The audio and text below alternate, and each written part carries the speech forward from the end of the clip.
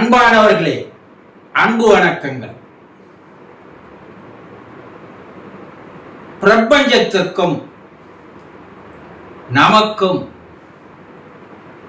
ஒரு நெருங்கிய ரகசியமான உறவானது இருக்கிறது. அது என்ன பிரபஞ்சத்திற்கும் நமக்கும் என்று சொல்கிறீர்கள்? ஆமா, மனிதனுக்கும் பிரபஞ்சத்திற்கும் ஒரு நெருக்கமான உறவானது இருந்து கொண்டிருக்கிறது. இதுதான் சித்தர்கள் சூட்சும அண்டத்தில் உள்ளது அனைத்தும் இந்த பிண்டத்தில் உள்ளது. இந்த பிண்டத்தில் உள்ளது அனைத்தும் அந்த அண்டத்திலும் உள்ளது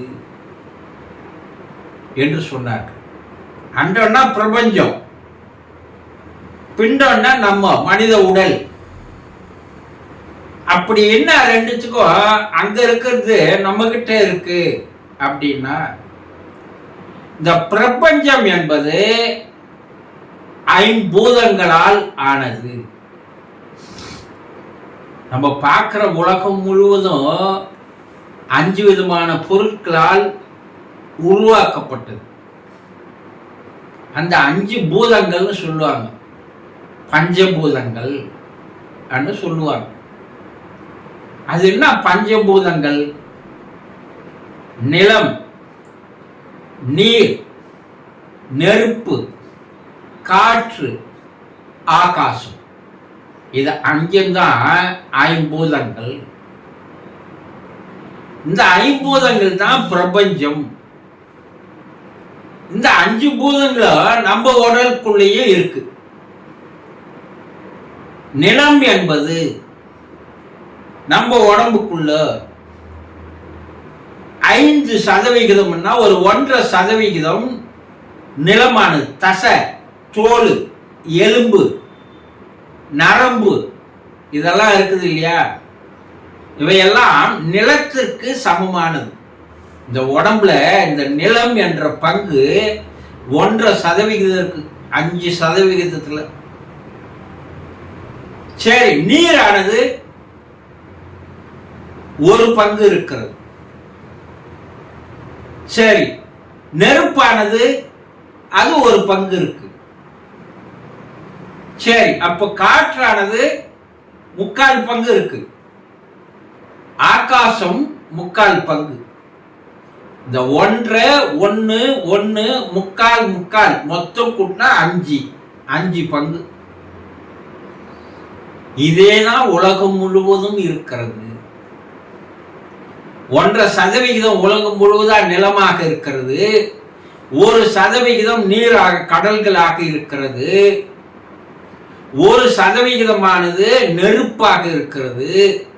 சூரியன் நெருப்பாக இருக்கிறது. 3/4 பங்கு காற்றாக இருக்கிறது. 3/4 பங்கு ஆகாசமாக இருக்கிறது. அதுல இருக்கிற 5 பூதங்களும் நம்ம உடம்புக்குள்ளேயும் 5 பூதங்கள் இருக்குது. இப்ப புரியுதா? அதற்கும் நமக்கும் இருக்கிற ஒரு நெருங்கிய ரகசியமான உறவு என்பது. இந்த பிரபஞ்சத்துல இந்த 5 பூதங்கள்ல ஏதாவது பாதிப்புகள் ஏற்பட்டால் நம்ம உடம்பும் நேரடியாக பாதிக்கப்படும். பூகம்பம் எங்கன்னா ஏற்படுது அப்படின்னா உங்களுக்கு கண்ணுக்கு தெரியாத அப்பகுதியில் வாழ்கின்ற மக்களுடைய உடலிலே ஒரு பாதிப்பு ஏற்படுகிறது. எரிமலை குழம்பானது வெடித்து சிதறுகின்ற இடங்களிலே அங்கு வாழ்கின்ற மக்களுக்கு உடம்புல சூடானது அதிகரிக்கிறது. இப்ப வெயில் அதிகமா இருக்கு இல்லைங்களா? அப்ப நம்ம உடம்பு ஆட்டோமேட்டிக்கா என்ன ஆயிடுது? சூடு, வெப்பமானது அதிகமாகிறது. சாதாரண வெப்பத்தை கூட உடல் வெப்பம் அதிகமாக மாறுகிறது இல்லையா? அப்ப நீரானது வெப்பம் அதிகமாக நீரானது சுண்ட ஆரம்பிக்கிறது. இப்போ பஞ்சபூதங்கள்ல ஏதாவது பாதிப்பு வந்தா நமக்கும் பாதிப்பானது வரும். அப்ப இந்த பஞ்சபூதங்கள் நம்ம உடம்புல எதிலையும் குறையாத வகையில் எதிலும் அதிகமாகாத வகையில் நாம் சரியாக இந்த உடலை நாம் சரி செய்து வாழ்ந்தால் உடல் நமக்கு எந்த விதமான பாதிப்புகளும் இல்லை, ஆரோக்கியமாக ஆனந்தமாக மகிழ்ச்சியாக உங்களால் வாழ முடியும். அப்ப இந்த உடல் ஒன்ற பங்கு நிலத்தன்மை இருக்குது இல்லையா? இந்த நிலத்தன்மையை நம்ம எப்படி சரியா அந்த உடம்புல மெயின்டைன் பண்ணணும் என்பதை பல ஆயிரம் ஆண்டுகளுக்கு முன்னால் சித்தர் பெருமக்கள், யோகிகள், ரிஷிகள், முனிவர்கள் கண்டுபிடித்து கூறி சென்று இருக்கிறார்கள். என்ன, இந்த உடம்புல ஒரு விதமான, இந்த பூமியில ஒரு விதமான காந்த சக்தி இருக்கு. அந்த காந்த சக்தியானது நம்ம உடம்புலயே இருக்கு.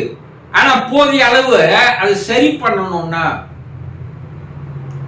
கால் பாதங்கள்ல செருப்புகள் இல்லாமல் நாம் நடக்க வேண்டும். அந்த பூமியில் இருக்கிற அந்த காந்த சக்தியானது உள்ளங்கால்களின் வழியாக, சக்கரங்களின் வழியாக அந்த சக்தி நம்ம உடம்புல மேலேறி இந்த நிலத்தின் சக்தியை 1.5 மடங்கிலிருந்து குறையவோ கூட்டவோ இல்லாமல் சரி செய்கிறது. ஆனா இன்னைக்கு நம்ம செப்பல் இல்லாத நடக்க முடியுதா சொல்லுங்க? இன்னும் கிராமப்புறங்களில் போனீங்கன்னா அவர்கள் செருப்பு இல்லாமல் நடக்கிறவர்கள் நிறைய பேர் இருக்கிறாங்க. இத ஆன்மீகத்தில் எடுத்துன்னு நம்ம முன்னோர்கள் வைத்தார்கள். என்ன, ஐப்பசாமி மாலை போடுறவங்க செருப்புகள் அணியக்கூடாது. எதுல எதை எடுத்தாந்து வைக்கிறாங்க பாரு, கல்லும் முள்ளும் காலுக்கு மெத்த என்ன சொன்னாங்கல்ல. இந்த பூமியில நீங்கள் செப்பு இல்லாத நடக்கும் போது பல்வேறு அதிசயங்கள், ஆச்சரியங்கள், விசித்திரங்கள் உங்கள் உடம்பிலே நிகழ்கிறது. என்னங்க, கால் பாதங்கள் இருக்கிற அந்த நடுச்சக்கரமானது செயல்படுகிறது. கால் பாதங்களில் இருக்கின்ற பல்வேறு அமைப்புகள், நம்ம உடம்புல இருக்கிற எல்லா அங்கங்களுடைய அமைப்புகளும் கால் பாதங்கள்ல இருக்கு.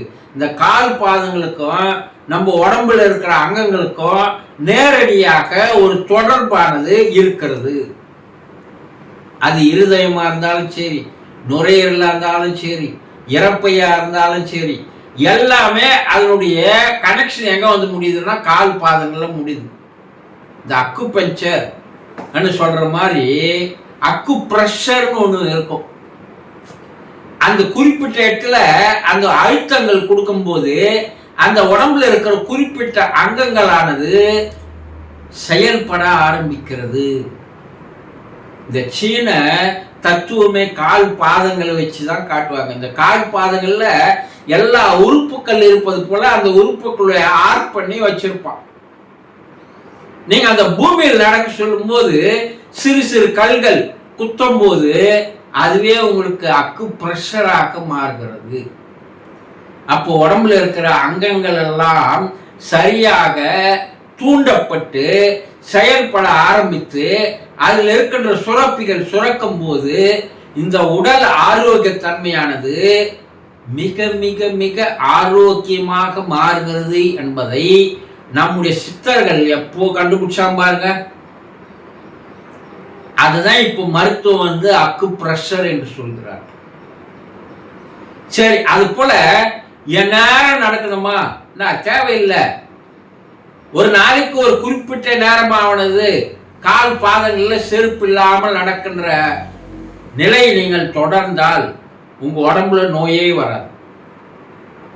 இது பிரபஞ்சத்துக்கும் நமக்கும் உள்ள, பூமிக்கும் நமக்கும் உள்ள நேரடியான ஒரு தொடர்பு. எல்லாமே கொடுக்கறது தான். அதெல்லாம் நம்ம பூமி தாய் என்று சொல்கிறோம். தாயானவள் நமக்கு தரா, அதை வாங்கிறதுக்கு நம்ம மறுக்கிறோம். சரி, அடுத்தது நீர். இந்த உடம்புல நீர் சத்து குறையுமேயானால் உங்களுடைய மூளையானது சரியாக செயல்படாமலே போய்விடும். சரியான சிந்தனை இருக்காது, சரியான ஒரு விழிப்புணர்வு இருக்காது, தாறுமாறான எண்ணங்கள் ஓடும், தறிக்கட்டு ஓடும், சிந்தனைகள் தவறாகவே இருக்கும். இதுக்கெல்லாம் காரணம் என்ன சொல்றாங்கன்னா, உங்க உடம்பில் நீர் சத்து குறைந்து போகிறது. நீர் சத்து குறைஞ்சா இன்னொன்னு என்ன தெரியுங்களா?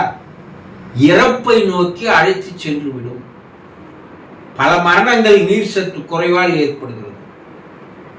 அப்ப இந்த உடம்ப நமக்கு தேவையான அளவுக்கு நீரை சரியாக வைத்துக் கொள்ள வேண்டும். நெருப்பு உடம்புல சரியா இருக்கணும். அது நெருப்பு எங்க இருக்குன்னா, ஜீரண உறுப்புக்கும் சூரியனுக்கும் ஒரு நேரடியாக தொடர்பு உண்டு. வயிறு தான் நமக்கு அக்னி. இந்த அக்னி உடம்புல சரியா இருக்கணும். அப்பதான் ஜீரண உறுப்புகள் சரியாக வேலை செய்யும். ஜீரண உறுப்புகள் சரியாக வேலை செய்தா உடல்ல பாதி நோயானது வராமலே போய்விடும், தடுக்கப்படுகிறது என்று இன்றைய விஞ்ஞானம் கூறுது. அடுத்தது காற்று. காற்று 3/4 பங்கு. நம்ம சுவாசமானது நல்லா இழுத்து விட்டாதான் அந்த 3/4 பங்கு சரியா இருக்கும்.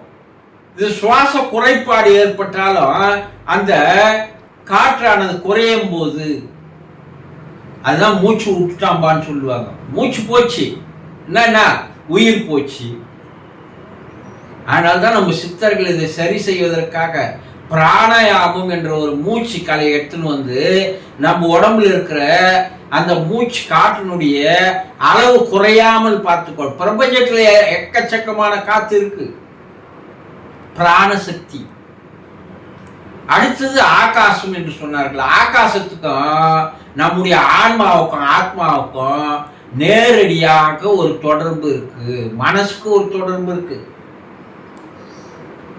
அப்ப அந்த ஆகாசம் நம்ம உடம்புல குறைஞ்சா உயிர் தானா போயிடும். அப்போ இந்த உலகத்தில் இருக்கின்ற பஞ்சபூதங்களால் ஆக்கப்பட்டிருக்கின்ற இந்த பிரபஞ்சத்திற்கும் பஞ்சபூதங்களால் உருவாக்கப்பட்ட இந்த நம்ம மனித உடலுக்கும் ஒரு நேரடியான தொடர்புகள் இருக்கிறது. அது குறைந்தா என்னென்ன பாதிப்புகள் வரும் என்றும் சொல்லி இருக்கிறார்கள். உங்களுடைய நிலத்தின் பங்கு குறையமையானால் தோள்கள் சுருங்க ஆரம்பிக்கும். வயோதிகம் வர வர உங்க உடம்புல நிலத்தின் பங்கு குறைந்து வருகிறது என்பதை கண்டுபிடித்து விடலாம். அதனால்தான் சித்தர்கள் காலில் செருப்பு இல்லாதையே நடந்தான். அவனுக்கு வயோதிகம் என்பதே இல்லை. அவன் உடம்புல ஒரு சுருக்கங்கள் ஏற்படல. எப்போதும் இளமையோடு அவர்கள் இருந்த காரணம், சித்தர்கள் பல ஆண்டுகள் இருந்த காரணம் என்னன்னா, நிலத்தின் பங்கு அவர்கள் உடம்புல குறையாத வச்சுக்கினாங்க.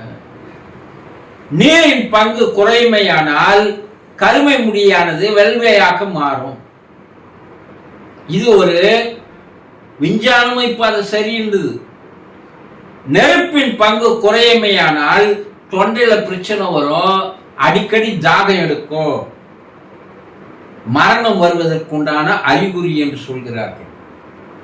காற்றின் பங்கு குறையமையானால் உடல் பலம் இழந்து போகும், நடுக்கங்கள் ஏற்படும். வயசானவங்க நடுங்கி நடுங்கி கொம்பு ஊறி நடப்பதற்கு அதுதான் காரணம். ஆகாசம் குறைந்து போகுமேயானால் மரணம் சம்பவிக்கும்.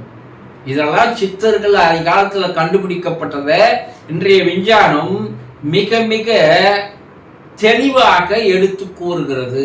அப்போ மனித உடலுக்கும் பிரபஞ்சத்திற்கும் ஒரு நேரடியான தொடர்பு உண்டு என்பதை தெரிந்து கொண்டால் இந்த பஞ்சபூதங்களுடைய அளவு அதிகமாகாத குறையாத பார்த்து கொண்டால் நமக்கு எந்த விதமான நோய்களும் இல்லை, மரணம் அவ்வளவு எளிதாக நம்மை நெருங்காது என்பதை நீங்கள் புரிந்து கொள்ளலாம். சந்தோஷம்.